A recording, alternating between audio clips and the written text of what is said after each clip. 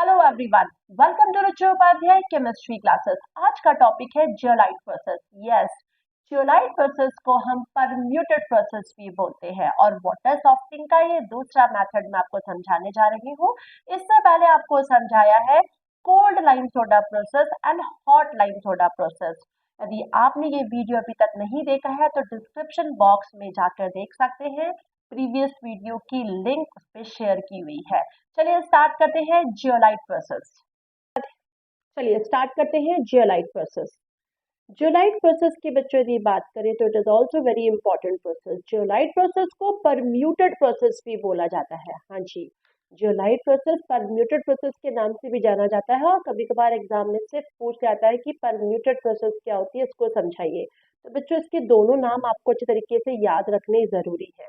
यदि हम ग्रीक में बात करते हैं तो जियोलाइट को ग्रीक में बोला जाता है बॉइलिंग स्टोन। क्या बोला जाता है बच्चों? Boiling stone. देखिए जियो का मतलब होता है, यहाँ पे देखिए जियोलाइट में जियो का मतलब होता है टू बॉइल एंड लिथोस का मतलब होता है बच्चों स्टोन।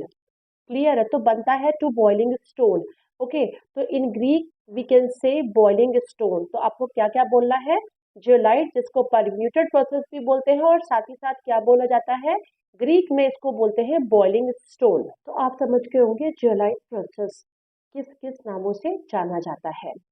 जियोलाइट प्रोसेस की इंट्रोडक्शन की बात करें तो देखिए बच्चों, जियोलाइट एक naturally occurring hydrated sodium alumino silicate mineral होता है। देखिए यहाँ पे नाम पे बहुत ध्यान दीजिएगा। नाम यहाँ क्या क्या आ रहे हैं? हाइड्रेटेड मतलब वाटर है, साथ साथ sodium alumino silicate mineral.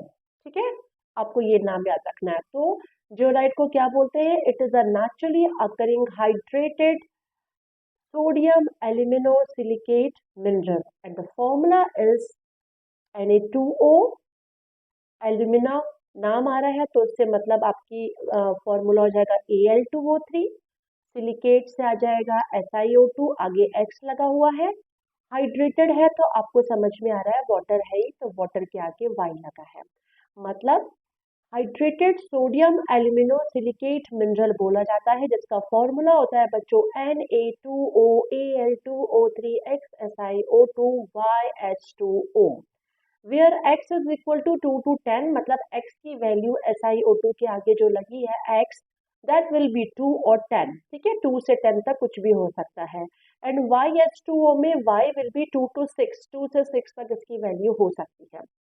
Okay, and जो हम बात करते हैं that is zeolite which is hydrated sodium aluminosilicate mineral which is capable of exchanging reversibly its sodium ion.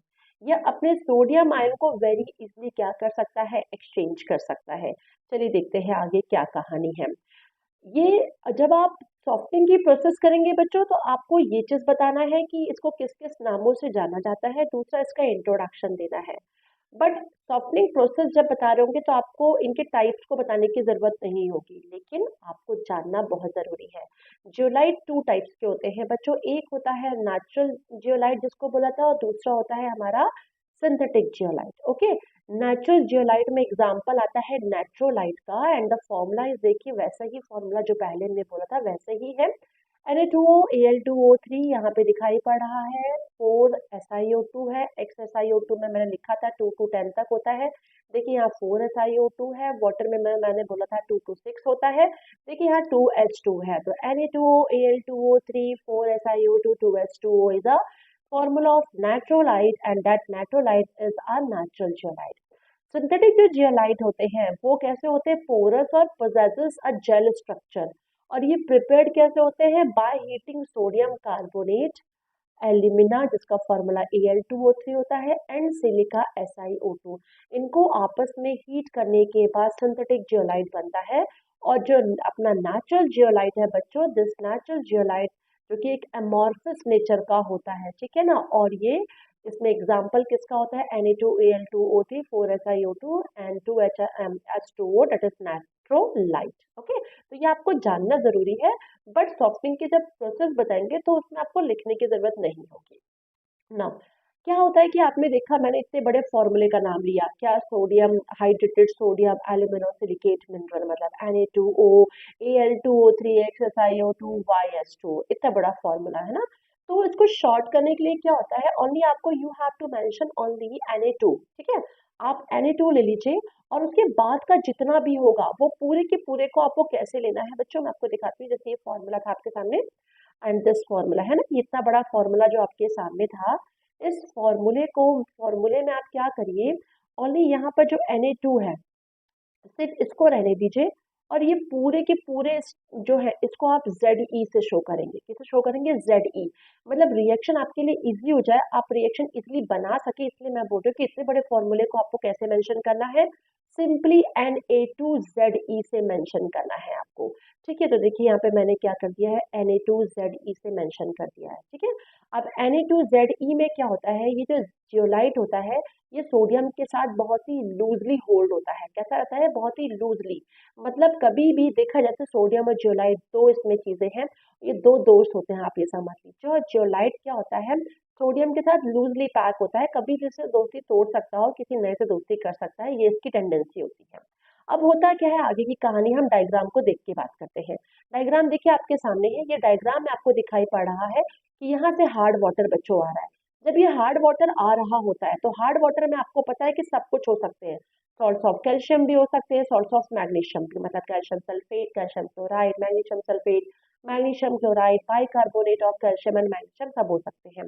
जब ये पानी यहाँ आ रहा होगा तो पानी आते हुए आएगा कहाँ पे? इस जियोलाइट बेड में।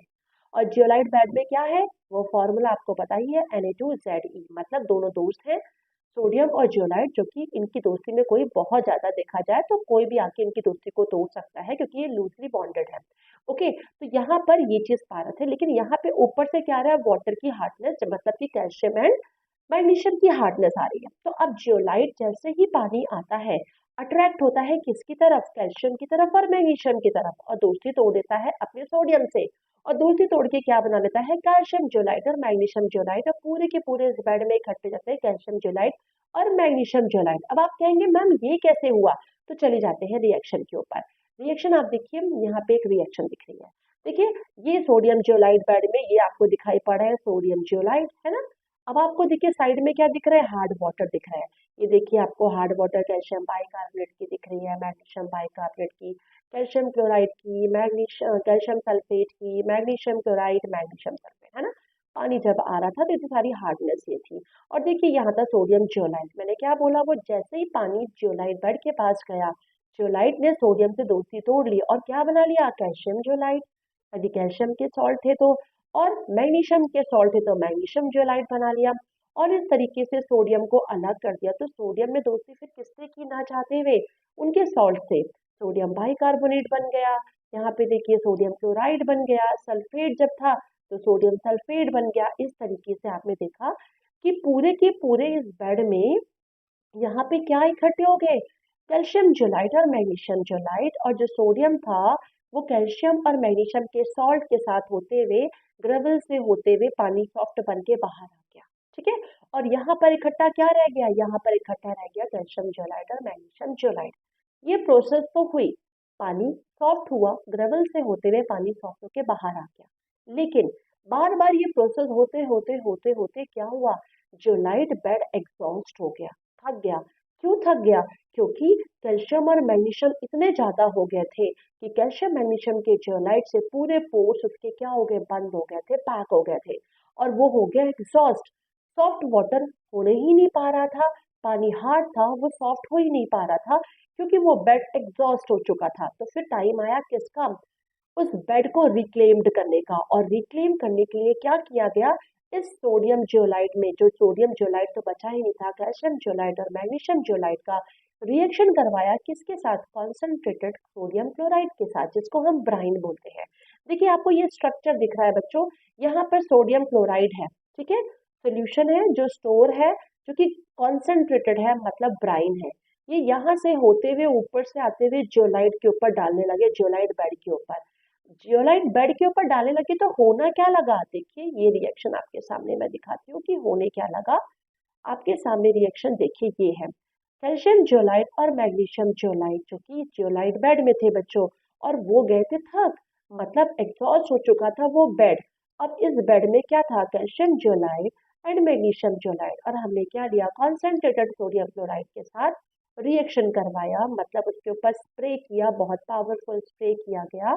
एंड ये ब्राइन ने जैसे ही रिएक्शन किया, पुराने दोस्त फिर से मिल गए, सोडियम जियोलाइट और मैं यहाँ पे देखिए सोडियम जियोलाइट, मतलब कैल्शियम जियोलाइट से कैल्शियम हट गया, सोडियम से मिल गया, और मैग्नीशियम जियोलाइट से जियोलाइट हट गया और सोडियम से जुड़ गया।